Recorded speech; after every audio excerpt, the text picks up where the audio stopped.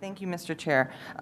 First I'd like to thank, of course, the bill sponsors and the administration for their partnership in answering questions. And specifically, I want to really thank David Broadwell, because we've had lots of conversations on the phone and the executive sessions, and I just appreciate your clarity around this topic. And, in reflecting on where I was going to stand on this ordinance, being elected by the people of District 11, I am elected to represent their voice. And I also need to represent who my family is and who I am as well. And my 3 kids are Spanish, Greek, Mexican, Black, and Japanese.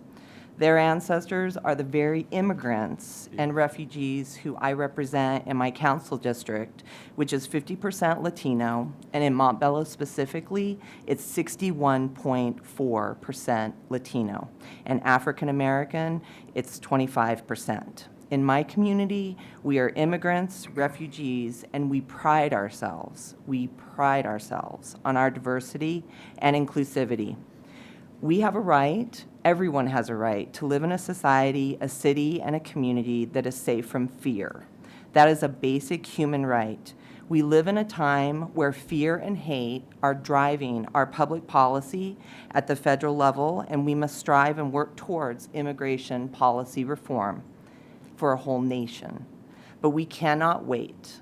We have talked about this. We have been reactionary. We cannot wait. In our democracy, we have a right as a local municipality to decide what laws we are going to have to govern how we operate and move forward. I have dear friends who I consider as valued parts of my family who are right now living in fear. They're innocent. They're at fear of being deported. Their children, fathers, mothers, grandparents, innocent people who have come to our country or who maybe were born in our country, and they are only here to pursue their dreams. They want safety, and they want the opportunity to go through legal channels to become a citizen of the United States. They're not presented with those opportunities right now. And I've gone back and forth a lot because I share my colleagues' concerns about creating a false sense of security.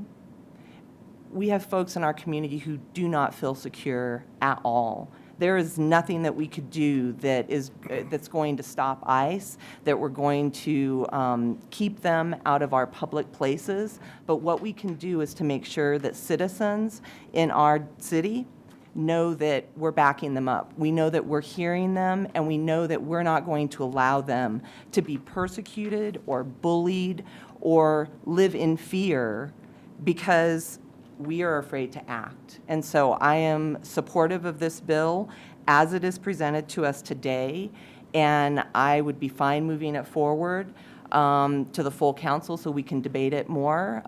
But I will go ahead and end there and just thank you both for your leadership on this. And thank you, Mr. Chair.